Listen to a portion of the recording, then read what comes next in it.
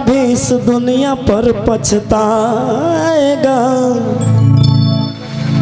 पत्नी पलंग पर बैठी होगी और पति पैर दबाएगा।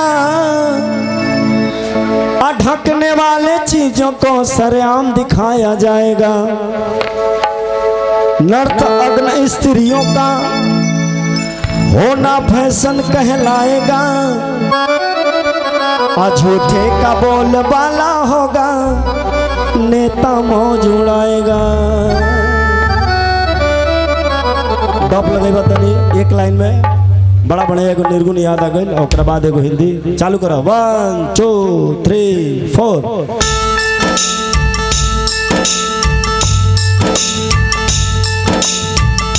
माटी के पलल शरीरिया, माटी के पलल शरीरिया, माटी में मिल जाइए भाई। कुछ लेके नहीं जाई, केहू कुछ लेके नहीं जाई ये भाई हो। केहू कुछ लेके नहीं जाई। माटी के पलल शरीरिया, माटी में मिल जाई ये भाई हो। केहू कुछ लेके नहीं जाई, केहू कुछ लेके नहीं जाई ये भाई हो। केहू कुछ लेके नहीं जाई।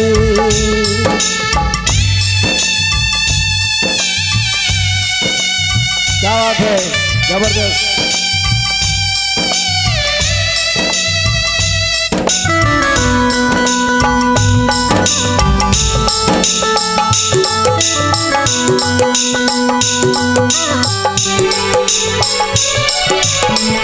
भगवान हम सबके जितना भी इंसान बड़े तो ऊपर वाला जब रचल तो हमने के नौकर बनौले।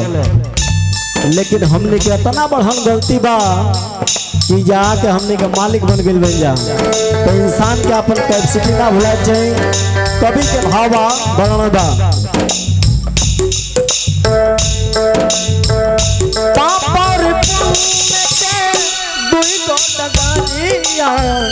जे बन जे कर मुसाफिर, मुसाफिर जे बन जे कर मुसाफिर।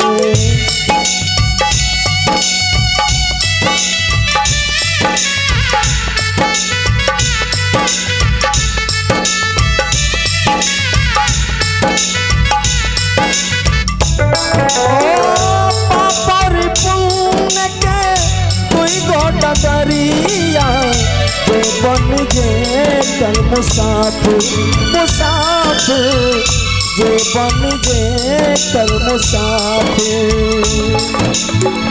धर्मराज के धर्म कटापे, धर्मराज के धर्म कटापे।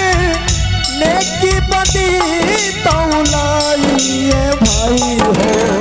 केहू कुछ लेके नहीं जाई, केहू कुछ लेके नहीं जाई भाई हो। केहू कुछ लेके नहीं जाई।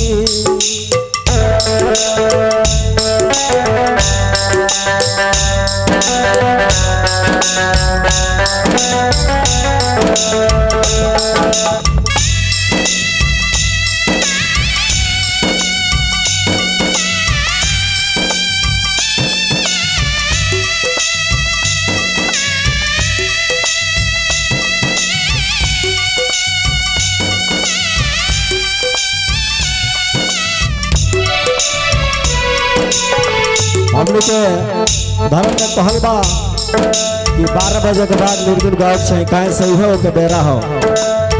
विश्वकर्मा पूजा 17 तारीख के 18 तारीख हो गई बा। ऐसे माहौल बदल गई बा।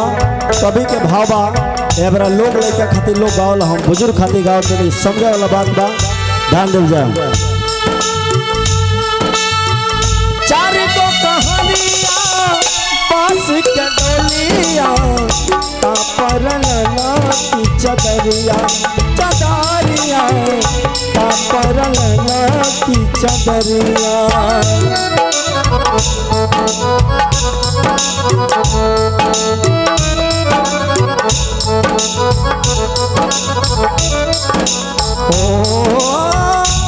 चार गो कहरिया बास के डोलिया तापर की चदरिया चदरिया तापर की चदरिया